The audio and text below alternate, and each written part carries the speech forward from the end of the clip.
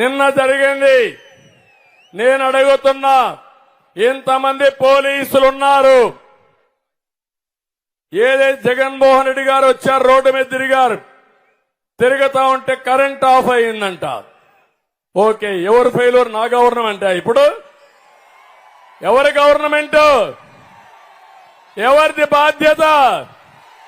ఎవరిది బాధ్యత? ముఖ్యమంత్రి పైన రాళ్లేస్తే నీకు సిగ్గు లేదా? ముఖ్యమంత్రిని అడుగుతున్నా నేను. నువ్వే కదా ముఖ్యమంత్రి, నేను కాదు కదా. ఒకప్పుడు కోడి కత్తి డ్రామా చేశావు.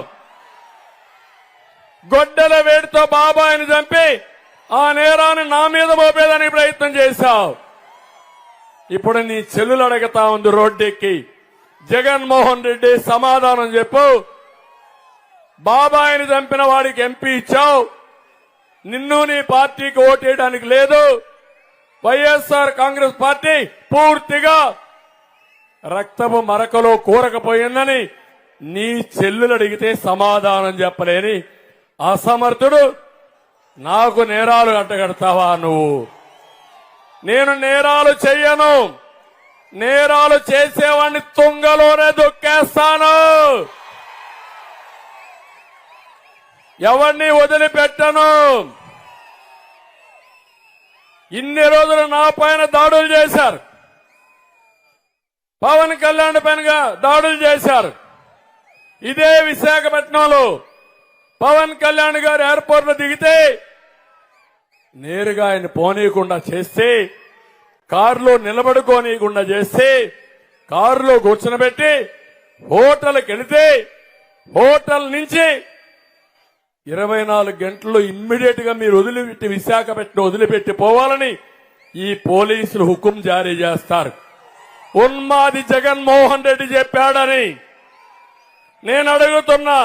మీ తాత జాగీరా ఈ విశాఖపట్నం అని అడుగుతున్నా. విశాఖపట్నం మనం అందరిది అవునా కాదా అని మిమ్మల్ని అడుగుతున్నా. అలాంటిది నెక్స్ట్ డే విజయవాడకు వస్తే నేను పోయి చెప్పాను, పవన్ కళ్యాణ్ గారు భయపడద్దండి, మనం అందరం అండగా ఉందాం, పోరాడదాం, తాడో పేడో తేల్చుకుందాం. భయపడితే మనం చేయగలిగింది ఏమి లేదంటే, నన్ను అరెస్ట్ చేసినప్పుడు మొట్టమొదటిసారి స్పందించిన వ్యక్తి పవన్ కళ్యాణ్ గారు అని చెప్పి నేను మీకు తెలియజేస్తున్నా. ఈ రోజు పోలీసులకు కూడా ఇష్టం లేదు. మనసు చంపుకొని తప్పుడు పనులు చేశారు, చేయించారు. ఈ రోజు నేను చూశాను 2 సంఘటనలు. నిన్న ముఖ్యమంత్రి పైన దాడి చేస్తే రాయి పడితే అది కూడా చీకట్లో గులకరాయి. అర్థమైన తమ్ముడు, చీకట్లో గులకరాయి. ఇప్పుడు పడింది ఎలుగులో రాయి. అవునా కాదా? అవునంటే చెప్పండి మీరందరూ.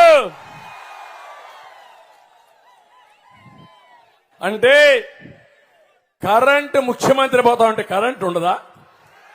ఏంటి డ్రామా? ఎవడికి నేర్పిస్తావు డ్రామా?